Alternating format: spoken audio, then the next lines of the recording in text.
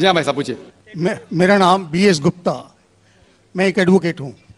दो कम्युनिटीज़ जो भारत में रहती हैं जी, दो कम्युनिटीज़ जो भारत में रहती हैं, मेजॉरिटी कम्युनिटी 80% जिसको कहते हैं हिंदूज और 20% मुस्लिम्स, उनके बीच में गलत या सही ये भावना है।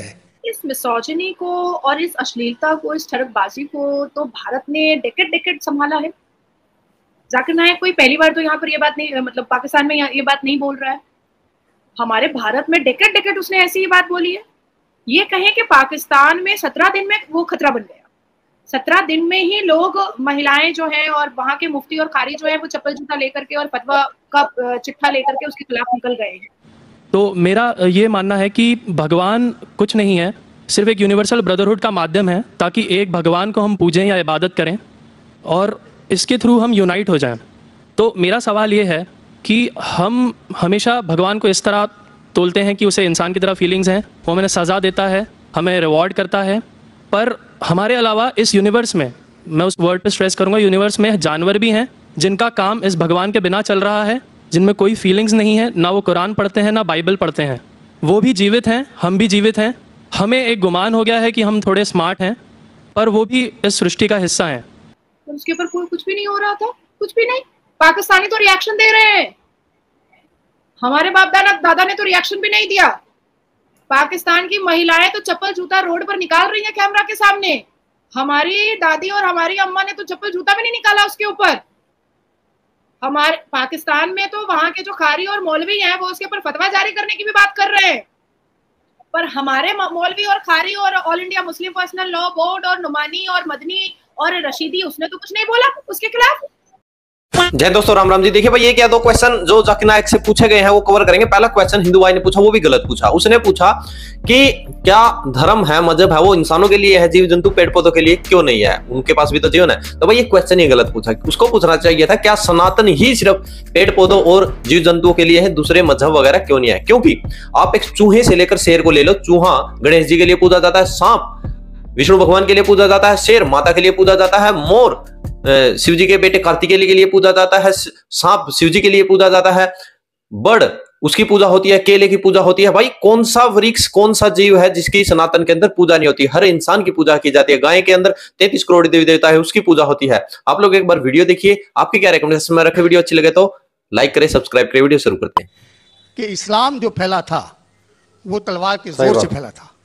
हिस्टोरिकल फैक्ट है या ये मिथ है कह नहीं सकते, लेकिन क्या ये सच है कि 3000 से 6000 तक हिंदू मंदिरों को गिरा के मस्जिद में बदला गया? क्या ये सच है कि स्पेशली औरंगजेब के वक्त में हज़ारों लाखों हिंदुओं को ज़बरदस्ती उनके जनेऊ काट के उनको मजबूर किया गया कि वो मुसलमान बने?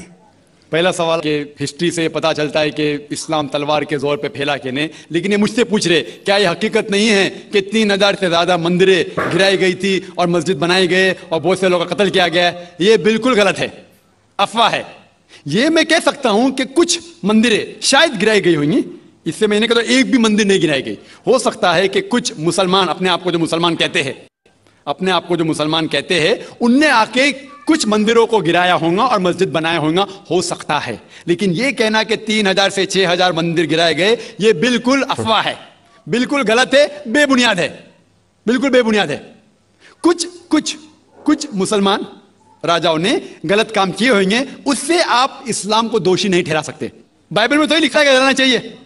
इसी तरीके से ये खाली अफवाह है। कुछ मंदिरों को शायद गिराया गया होगा, मैं ये नहीं कहता कि नहीं गिराया गया, लेकिन उसको छोटी चीज को लेके उछाला जाता है मीडिया में और किताबें लिखी जाती है। आप देखो टिप्पू सुल्तान के खिलाफ आ गए। आज भी आप जाएंगे मैसूर के अंदर, उसके आजू बाजू आप देखेंगे तो टिप्पू सुल्तान के जो आंगन के अंदर है उसके अंदर मंदिर है। अगर आप ये कहते सच है कि 3000 से 6000 मंदिर को गिराया गया था, तो आप कैसा जिंदा बचे? आप कह रहे थे हजारों लोगों को कत्ल किया गया, आप कैसा जिंदा बचे? आप जिंदा बचे ये शहादत दे रहा है कि मुसलमान तलवार के जोर पे नहीं फैला। अगर ये सच होता था, आपने कहा हजारों लोग का कत्ल किया, कुछ लोग का शायद कत्ल किया। देखो हर मजहब में there are black ships in every community.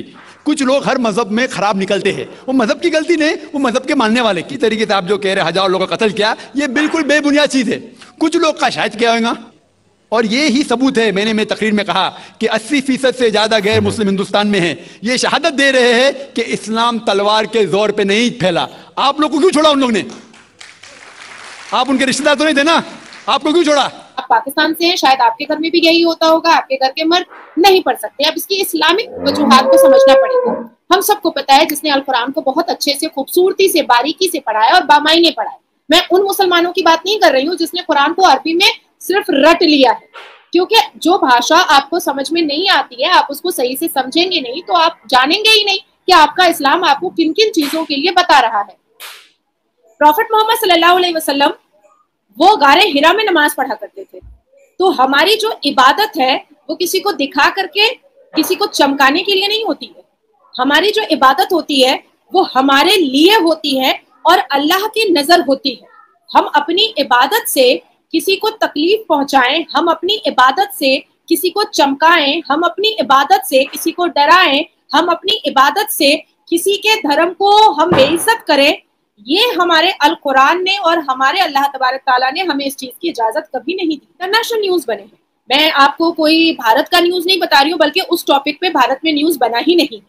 मैं अल जजीरा का बता रही हूँ, मैं बीबीसी वर्ल्ड न्यूज का बता रही हूँ, और अभी आपने जो टॉपिक मुझसे आप डिस्कस कर रही हैं वो भी बीबीसी वर्ल्ड न्यूज उर्दू का है, जो अभी आप मुझसे डिस्कस कर रही हैं। मक्का मुअज्जमा और मदीना मुनव्वरा में, ये मैं नहीं बोल रही हूँ, ये मैं नहीं बोल रही हूँ, ये अल जजीरा ने छापा है, ये बीबीसी वर्ल्ड न्यूज ने छापा है भाई। ये इंटरनेशनल न्यूज बना है कि मक्का मुअज्जमा और मदीना मुनव्वरा में बलात्कार है, और कितनी विक्टिम्स ने अपनी आप बीती खुद न्यूज रिपोर्टर को बताया है कि भाई मेरे साथ ऐसा मक्का में हुआ था। और जिसमें से आपके पाकिस्तान की भी 3 महिलाओं ने अपना इंटरव्यू दिया है कि उनके साथ मोलेस्टेशन हुआ है, उनके साथ रेप हुआ है, उनके साथ गलत हरकतें हुई हैं मक्का मदीना में। अब ये न्यूज भारत का नहीं है, और इस न्यूज का जो रेफरेंस मैं आपको दे रही हूँ वो भी मैं अल जजीरा और बीबीसी का दे रही हूँ, और अभी जिस टॉपिक को आप लेकर के बैठी हैं ना वो भी बीबीसी वर्ल्ड न्यूज के उर्दू का है।